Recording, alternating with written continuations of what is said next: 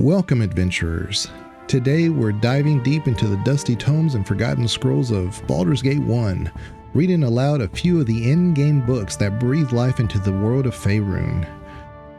Some hold crucial lore, others paint vivid pictures of ancient lands, legendary figures, and the daily lives of those who call the Sword Coast home.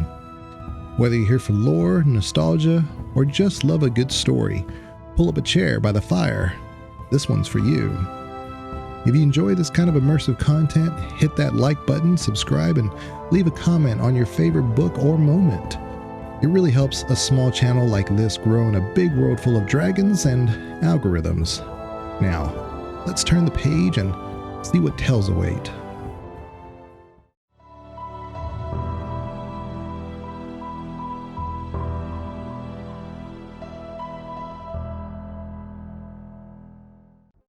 One of the first quest givers we run into in Baldur's Gate 1 is Phlydia.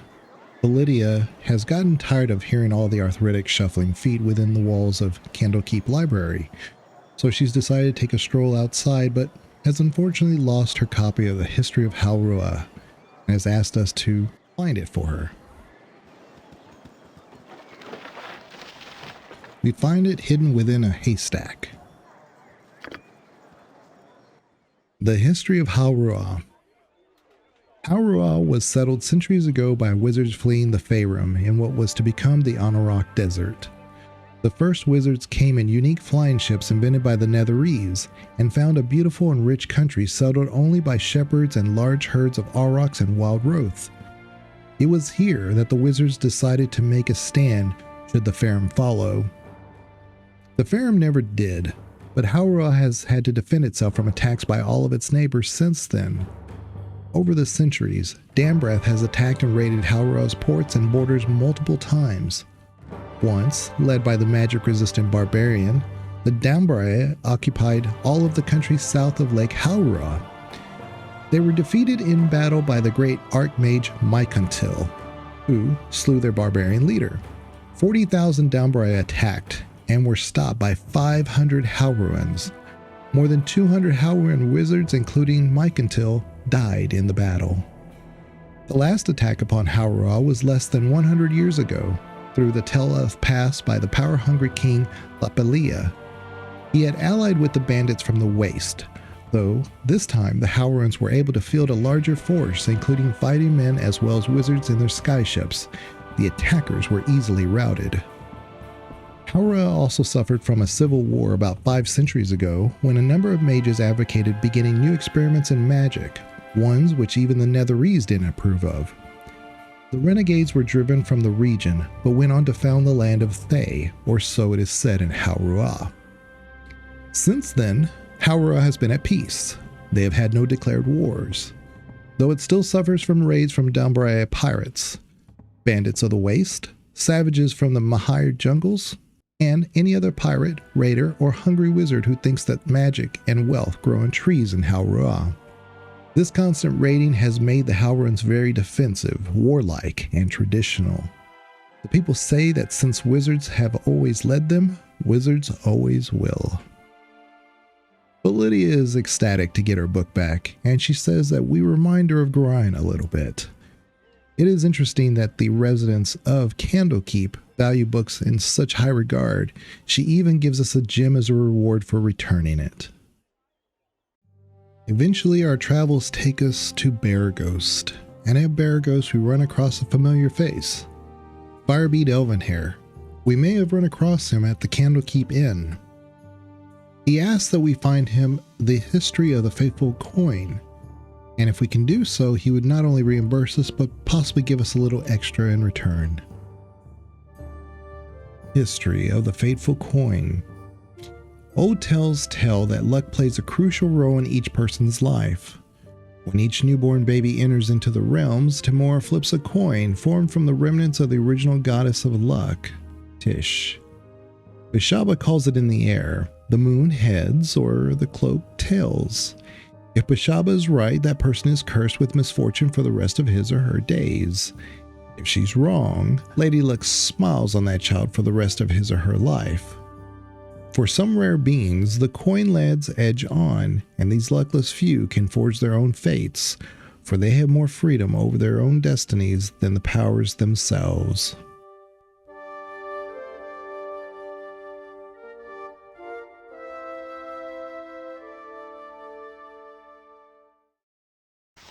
It's hard to find decent folk nowadays. We hand him the history of the Fateful coin that he's been asking for, and in return he gives us another book in return, the History of the Dead 3.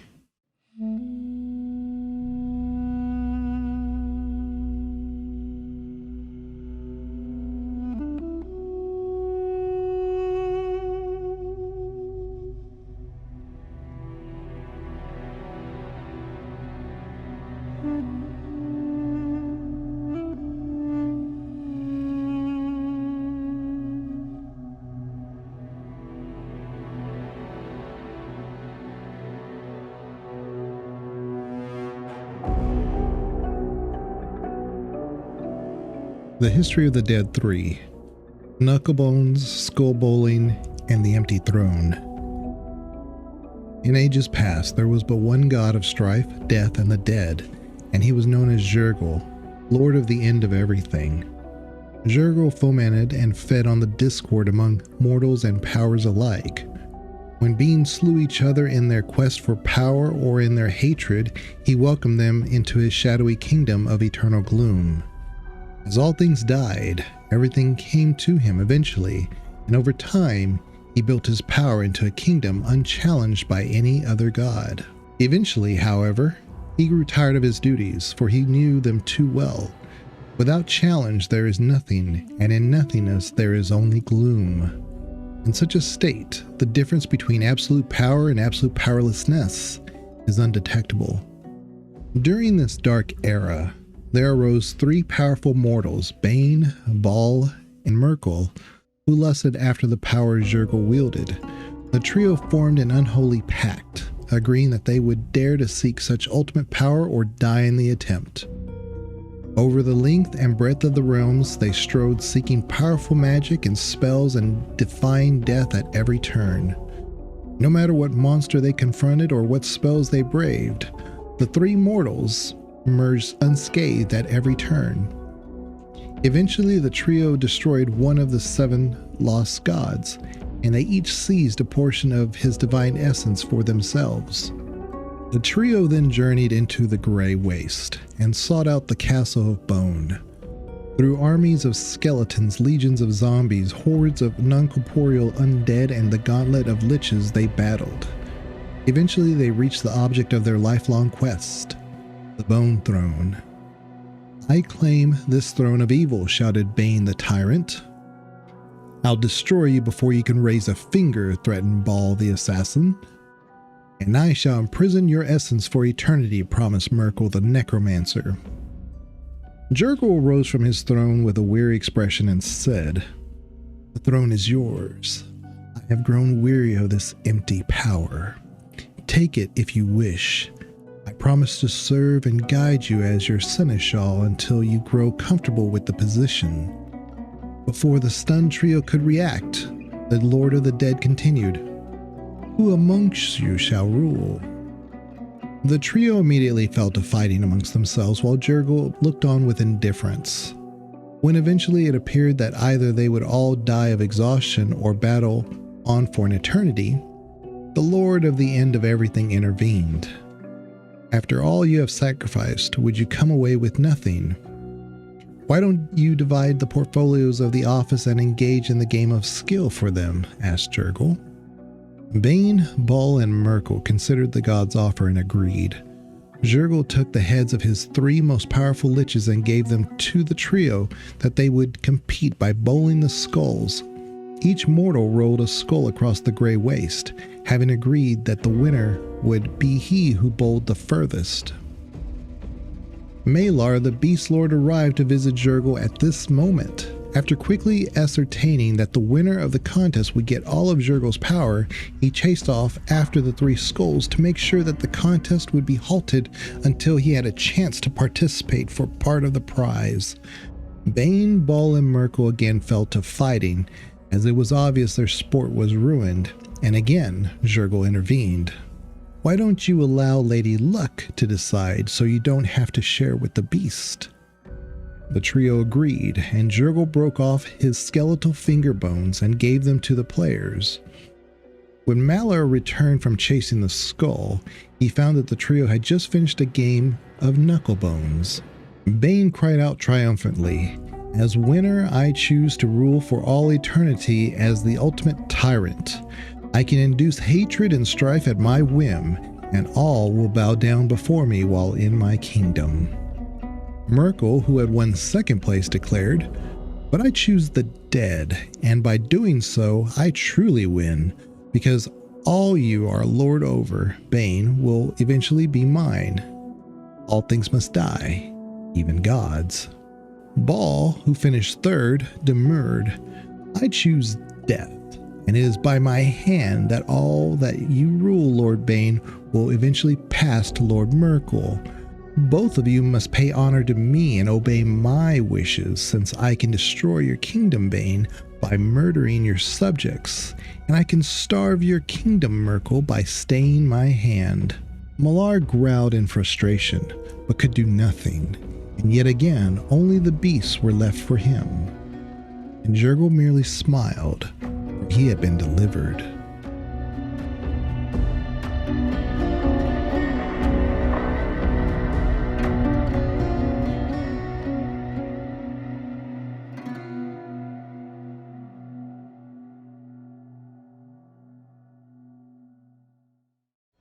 The town of Baldur's Gate and the Elfsong Tavern, one of my favorite locations. Let's take a peek inside. Inside, we spot a lady in quotes, Aleth Elendara. Let's see what she has to say. Good eve to you. I am Aleth, the owner and proprietor. I trust the Elfsong will fit your needs, whatever they should be. I should be wary of the clientele if I were you. Everyone is quite on edge of late. And we ask her, why should melancholy be so pervasive here? Is it not an ill feeling throughout the coast? We have lost more than the average citizen. We have lost the lady.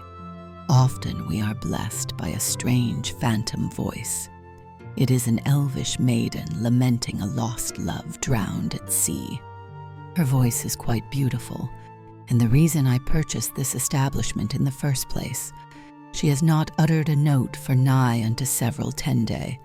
Surely it is an omen of sorts, though I cannot say of what. I would have thought the economic troubles of the land too paltry to affect the concerns of the dead, but matters are often more complicated than they seem. I suppose they are often simpler as well, though that truth does not support my argument as well.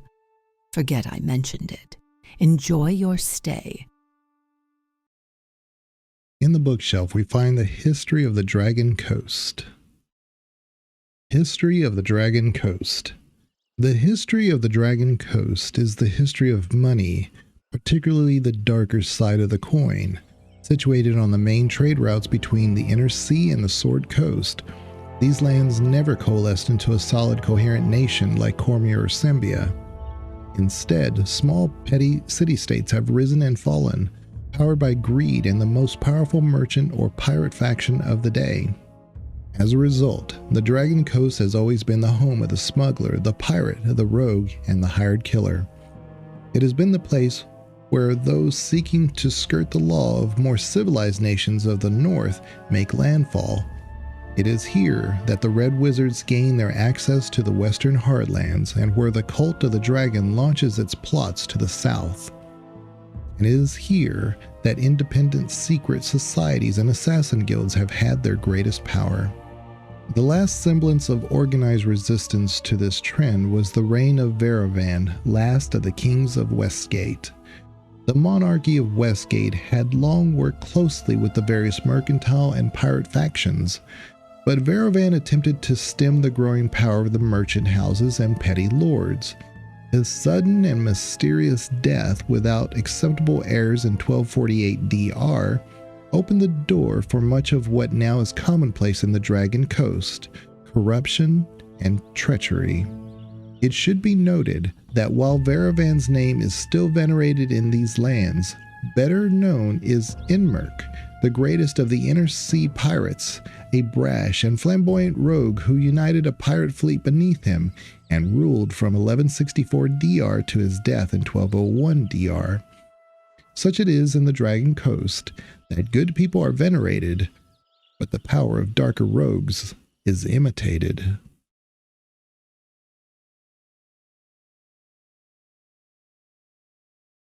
While we're here in Baldur's Gate, let's find a quiet place to rest and dive into the region's history with the books we've gathered. The History of Cormyr. Cormyr dates its years from the founding of House Abarskir 1,342 years ago, the first of the noble houses and the line of its kings. For the bulk of this time, Cormyr was little more than a single city, Solzale, and the few fortified outposts.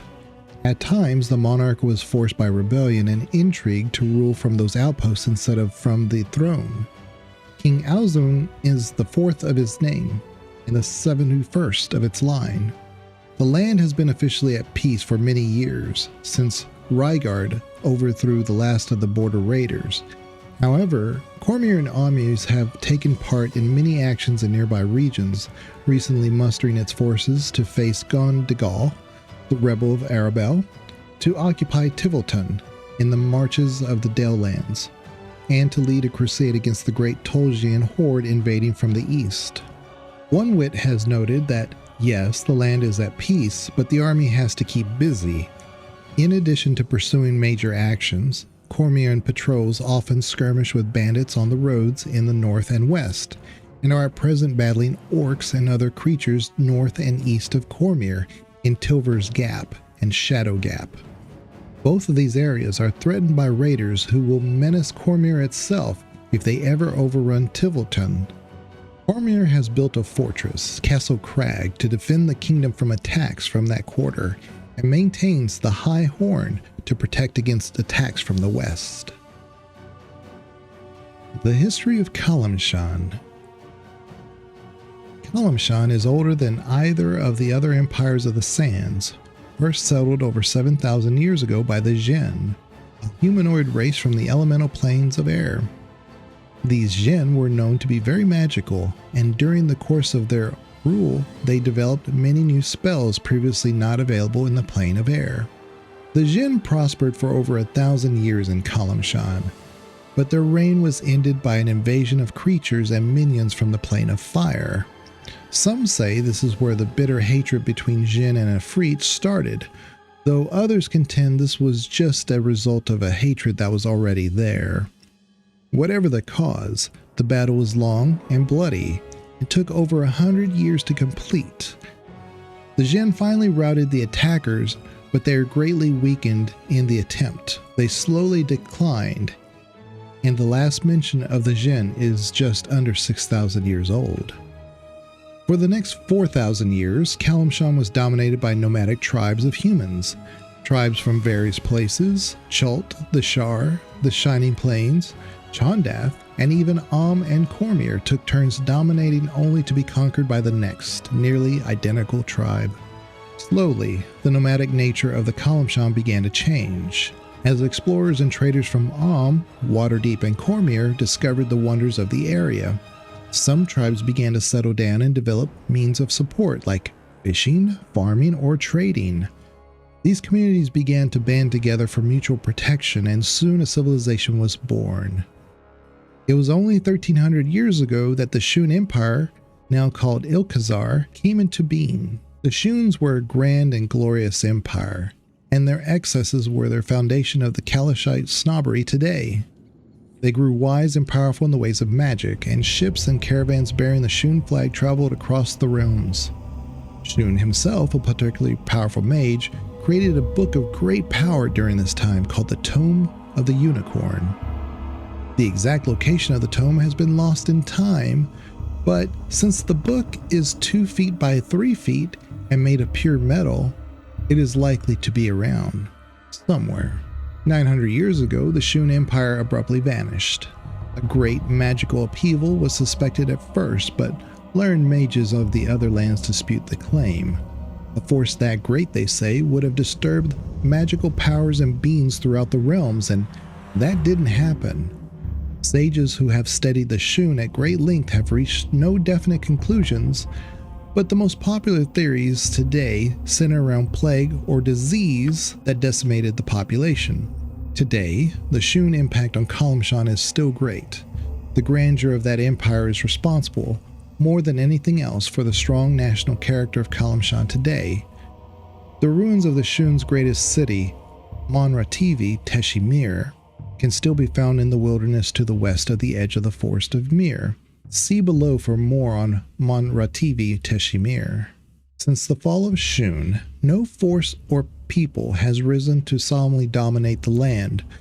There are half dozen or so major cities, each of which exerts its power over its own area. About 170 years ago, a man in Kalamport amassed a large army and declared himself Pasha over the land.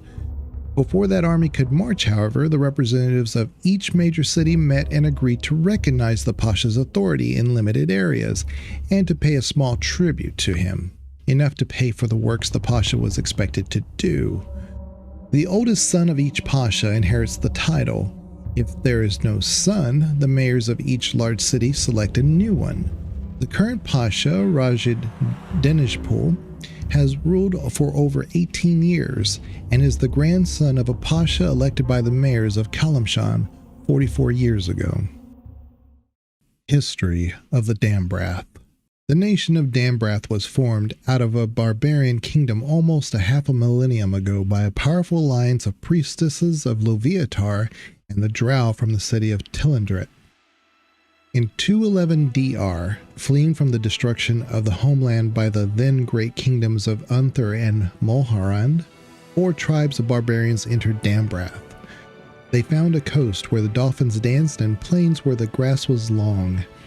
They roamed from the borders of the walls of Halruaa as far east as the current borders of Estagund. They soon became known as the Archaean, or People of the Wind. In 545 DR, a great war chief, Reinhar, arose to lead the tribes. The Halflings of Luiren were quickly enslaved, and several of the coastal cities of Durpar were captured or razed. Estagund fell to his rule, and eventually Reinhard turned his attention to Halruaa. An army of 40,000 horsemen and a fleet of 50 ships mounted a coordinated attack, and even though Reinhard was able to get beyond the walls of Halruaa and occupy the cities of Mithil, Galdil, and Zalsu, their magics proved to be more than a match for the invaders. Reinhard was finally defeated in a great battle at Solzair by the Archmage Mycontil and his troop of wizards. Reinhard's son, Reinhard II, took command of the army and set out on a 2-month overland retreat.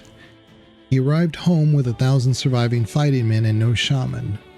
Reinhard II proved to be as good a ruler in defeat as his father was in war. He consolidated his forces and pulled home almost all of his troops, as he knew that the defeat made them tempting prey for raiders and encroaching monsters. This action allowed for a safe development of his peoples.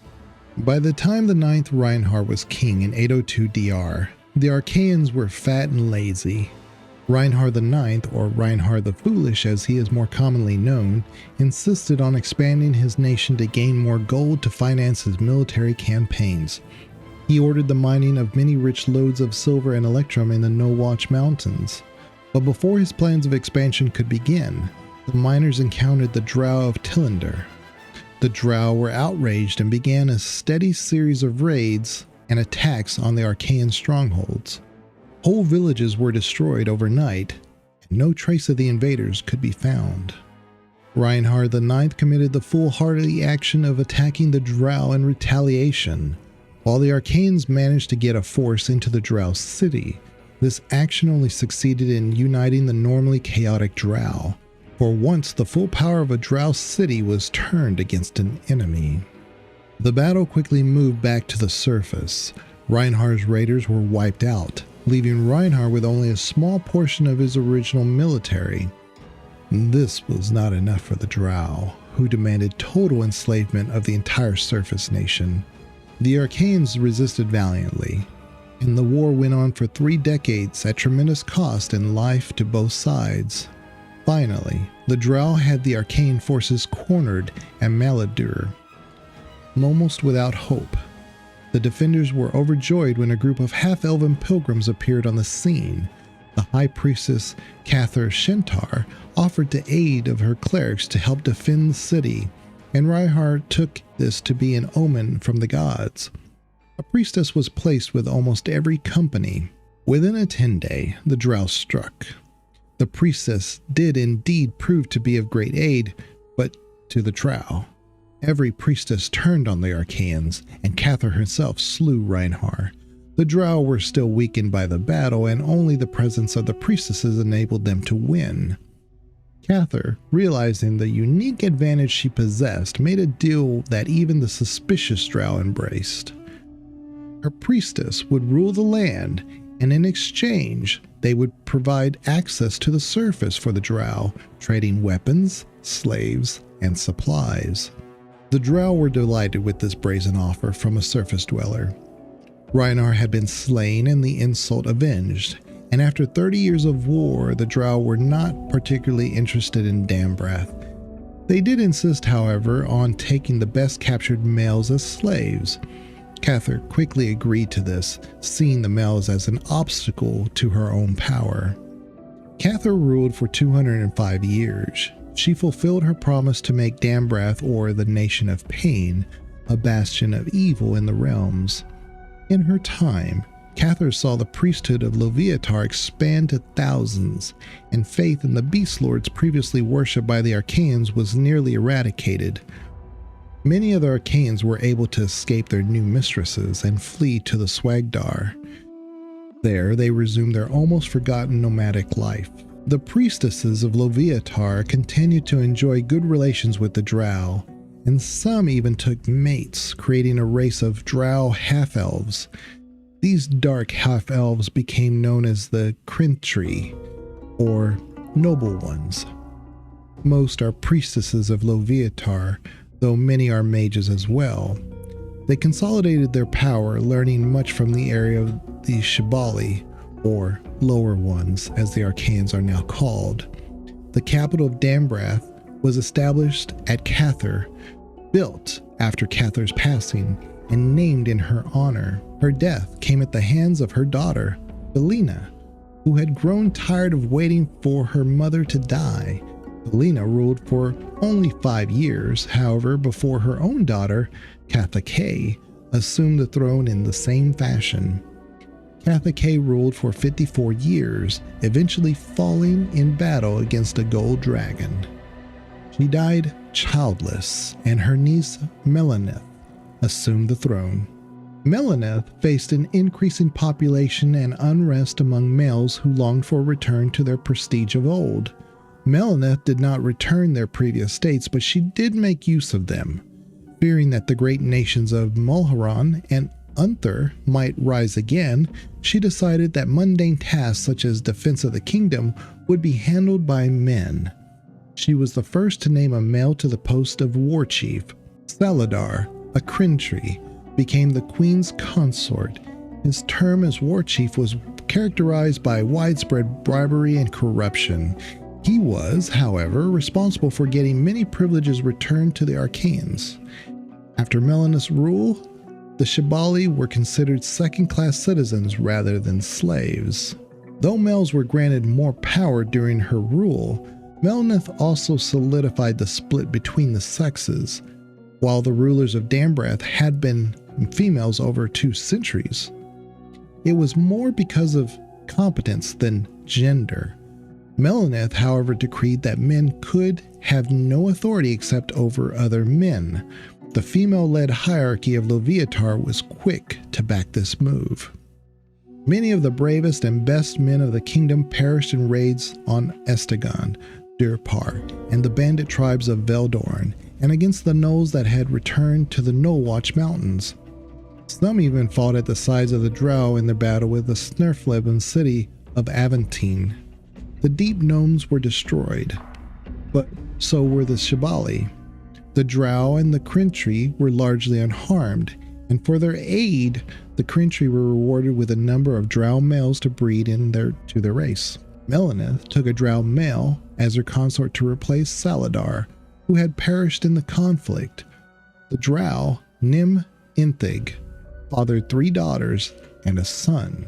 It was at this time that Melanith began the isolation policy that Dambrath still follows today. Melanith ruled for 156 years. Her daughter, Osatil, for 125. The current queen of Dambrath, Yanandra, who is known in Dambrath as the Pirate Queen, is said to have sailed as far south as Zakara in pillaging raids. Yanandra has been ruling for 71 years and is beginning to show signs of age. She has 3 daughters as well, named Luiren, Meltriel, and Hassafir. While she does remain extremely popular, especially to the Krintri, the children of leaders in this land are not known to patiently wait their turn.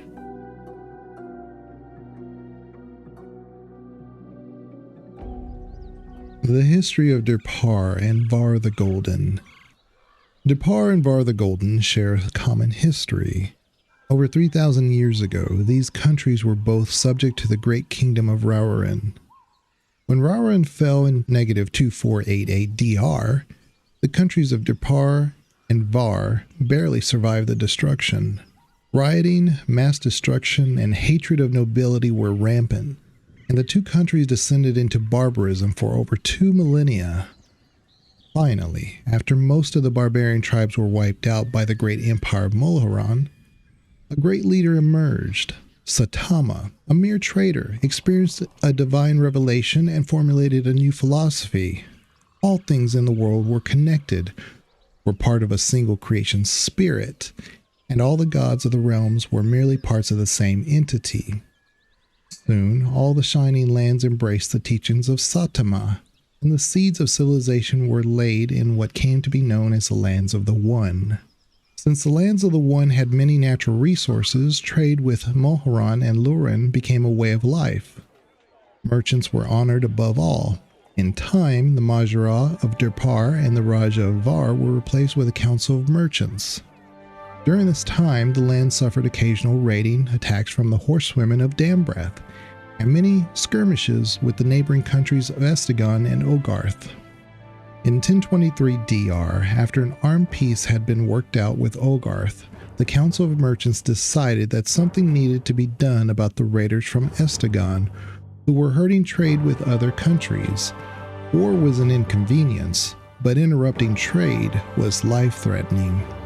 Jeradim, the richest merchant in the lands, was given power to negotiate a settlement. During these negotiations, he proved, at least in the eyes of the Durparians, that he was indeed a master trader that he seemed.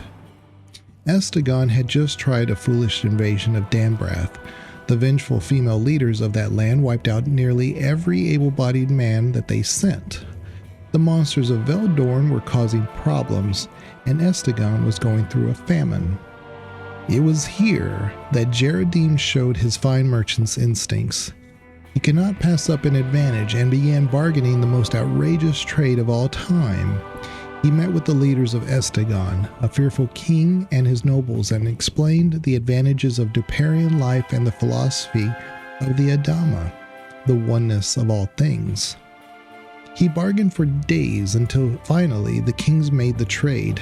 He purchased the whole of Estagund for the countries of Durpar and Var at the price of 24 gems. He also promised protection and to help their integration into the Durparian way of life. Thus were formed the Shining Lands. Within 100 years, the 3 countries shared a common way of life, and with the added strength and resources of Estagund, Durparian merchants increased their trading range. They roamed as far east as Karatur, as far north as the Sea of Fallen Stars, and west to Dambrath and Halruaa. At the present time, with the newly discovered lands of Mastika and Zakara beckoning, the future looks bright. The history of Estagund. Estagund history follows a different path than those of Durpar and Var. The Gunders were conquered in 551 DR by Reinhard I, war chief of the Archeans of Dambrath. Estagund regained its independence when Reinhard was slain by the Halruaan mage Mycontil, though the country soon degenerated into a group of small independent city-states. Skirmishes with Var and between the city-states continued for several centuries until a king once again united the country. King Borneal was a skilled ruler, and under him Estagund began to prosper. His descendants did not share his wisdom, and in 1053 DR, King Selkarin more than illustrated this. He failed to conquer Durpar, and Veldorn resisted his challenges. An avowed misogynist, Selkarin turned his attentions to the matriarchy of Dambrath. He led a large fleet to attack Dambrath, taking extreme losses, including his own life. Selkarin died childless, so his brother Seltarir was crowned king. The new ruler faced a country with most of its fighting men gone and an unforeseen problem: famine. The famine was caused by a blight that wiped out nearly all of the year's crops in Estagund. This made him eager for a deal posed by the Durparian merchant Jeradim, and in a legendary trade the entire country of Estagund was sold. Contrary to popular rumor, Seltarir did not trade away the country for 24 pearls. In actuality, he received diamonds worth almost 1,000,000 gold pieces. The sudden wealth gave him an instant seat on the Council of Merchants, so he retained a measure of rule in addition to his fortune. Shaka Seltarir is still the richest chakra in Estagund to this day. In the years that followed, the Gunders began rebuilding their lives under their new circumstance, and now they compete on equal footing with the merchants of Durpar and Var. History of Gondegal, the Lost King. Arabel, long under the dominion of Cormyr, had for a time become the center of a swordsman empire. This swordsman was Gondegal, the Lost King, who in the year of the dragon, 1352 DR, attempted to carve a kingdom for himself centered on Arabel. It was to extend north to the Desertsmith Mountains, south and west of Wyvernwater, and the farms outlying from Evening Star, and east to Tilver's Gap and the mountain passes. In the years following, people would say that Gondegal's reach was no longer than his blade. He could not hold any of the territory against the might of Cormyr, Sembia, Daggerdale, Tiverton, and several other dales, all of whom he drew the blood and ire in the making of his throne. Gondegal ruled for less than a season, though he reigned officially for scarcely 8 days. The remainder of his rule was spent fighting here and there against one foe or another in the lands he claimed. His troops were largely mercenary, and his treasury of seized goods was small and soon gone. One night, Gondegal's force simply melted away before the advancing troops of Cormyr and was gone. King Azun IV retook Arabel on that morn without wetting a blade. No one has ever found the body of Gondegal. He is known to have fled north and then east via Tushwave. But then his fate becomes a matter of conflicting rumor and legend. Some believe he still lives with a score or more of loyal followers, keeping court in the wilds somewhere, a careful and ruthless bandit who takes care that none survive his attacks to carry tales anywhere. When entire caravans vanish at times anywhere between the high dells and far-off Impelter, he is blamed by talk in the taverns. Gondegal was said to be a tall, gray-haired warrior of considerable personal skill and intelligence. His badge was a gray wolf's head, face on, with red eyes. Caravan guards often warned merchants to beef up the escort on a particular caravan, else thy gold will soon be gilding Gondegal's throne. Gondegal was an impeccable swordsman and somewhat chaotic in his self-professed neutral alignment. If he does indeed yet live, the magic or treasure he carries and who his allies might be are all unknown. Gondegal's reign had a great influence on the King of Cormyr. At the time, in his second decade of rule, not only was Azun forced to put down any effective rebellion in his own country, He was forced to pay more attention to matters outside Suzail to become the ruler of a nation as opposed to a city-state. Further, the bloodless assault on Arabel was Azun's first true experience at the head of his army, and the joy of freeing the people of Arabel is one that remains with him. History of Luiren, Land of the Halflings. The Halflings of Luiren claim that it is the original homeland of Halflings in the realms. Although other Halflings may disagree with this, it is true that Luiren was settled hundreds, perhaps thousands of years ago. Luiren's history is one of conquerors and subjugation. Throughout the centuries, the Halflings have been conquered by the barbarians who used to inhabit Dambrath, by the kingdom of Estagund, and even once by the monsters of Baldur. In every case, the invaders were eventually defeated because they made the mistake of underestimating the Halflings due to their small stature. A good bit of mischief, mayhem, and general troublemaking by the Halflings also helped end the occupations. Luiren is enjoying unprecedented prosperity. The Halflings are currently taking advantage of their relationship with the nation of Durpar, their biggest customer and greatest competitor. Also, through these close ties with Durpar, Luiren has protected itself against another Dombrai invasion. The rulers of Dambrath must know that if they begin to expand to the east, they will arouse the ire of Durpar, as well as Var and Estagund. The threat of a trade embargo and/or military consequences have kept this aggressive nation away from the Luireners. The History of Sembia. The land of Sembia was settled by humans coming to the Sea of Fallen Stars from the south, and was originally chosen for its strands of huge high-quality Illyr wood timber so prized in shipbuilding. However, as the forests were cleared over the years, the tree cutters came into increasing conflict with elves who feared the loss of their entire wood. This would undoubtedly have occurred had not the hastily gathered mercenary troops of the fledgling land been defeated by the elves at Singing Arrows 884 DR. This battle convinced distant Chandrath to abandon its holdings in the region and allow the immigrant Sembians to establish their independence, though as little more than a collection of rival city-states, much like the Moonseer Vast of today. It also sets the stage for the appearance of the Raven. The young country grew strong as farms prospered in the newly cleared lands. Craftsmen arrived from the south to take advantage of this chance to acquire land and wealth, bringing their trades with them. Rothavir, the Raven, unified city-states and towns in the face of continuing elven menace and insisted on maintaining a standing army, which he kept by practice of policing Sembia's borders and improving the roads. At this time, in 913 DR, Sembia became as a true nation. The Moon Sea's mineral wealth was discovered by humankind about this time. The pressure began to grow for a trade route through the elven woods to make Sembia the world's gateway to all these riches. The Raven went alone as an envoy to the elven court. There, he asked the elders of their council to approve a road open to humans, linking Sembia to the shores of the Dragon Sea. An earlier road had been destroyed during the conflict and was now overgrown.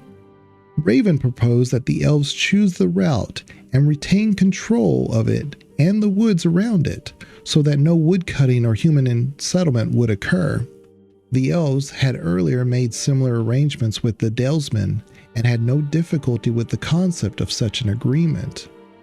However, the inhabitants of the Velarsdale, now Harrowsdale, refused the proposal, not wanting or needing such a road at that time.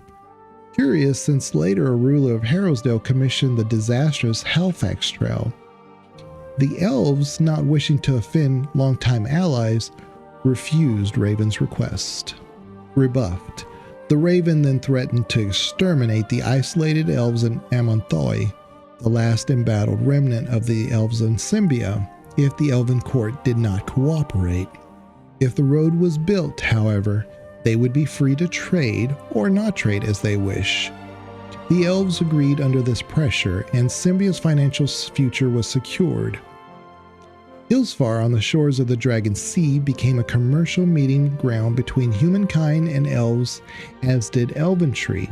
The route the elves chose ran past the base of the Standing Stone as a reminder of earlier, less hostile dealings between humans and elves.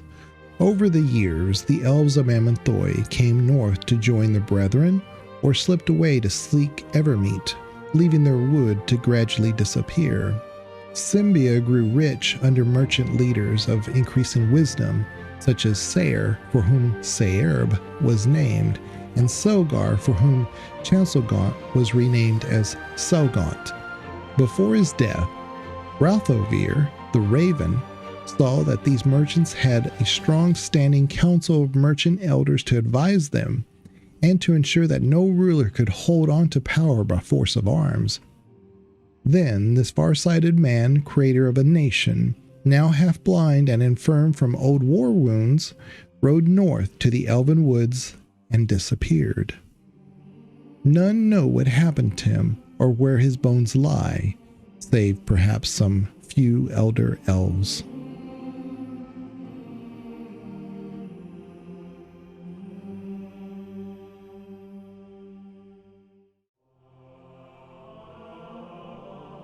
We hope you enjoyed exploring some of the ancient tomes we uncovered on our journey through Faerun.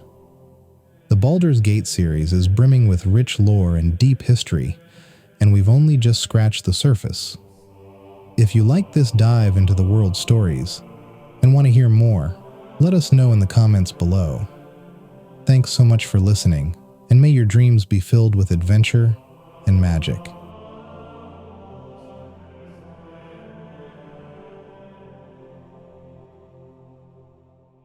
Tonight you dream of blood, not of blood on a blade or the blood on your hands, but an ichor that runs as a torrent through the realms, a flood that pours across the fields and forests, an ocean that floats you to the world's edge and threatens to cascade off into the void. This blood seems a frightening thing, a massive force that sweeps away all resistance. As a whole, it is a monster and it cannot be stopped. Were it to be viewed from on high, it would seem to cover the entire world in its red-black embrace. You, however, do not have such a lofty perch. From within the deluge you can see it does not move as one, but is filled with currents, eddies, and undertows. Pockets of calm afford breathing space, whilst violent whirlpools threaten to rend limb from limb. Ultimately, it seems undirected and lacks a driving will, a quality you have in abundance. You may be caught within, but sufficient determination can shape what you need to survive. There are still options open, still choices to be made. As the tide presses forward, you steer as you wish, atop a ship called Persistence and under sails made of resolve. A sudden and deliberate wave puts an end to your course and to the dream. It would seem that the flood does have some will and took offense to your enjoying the ride.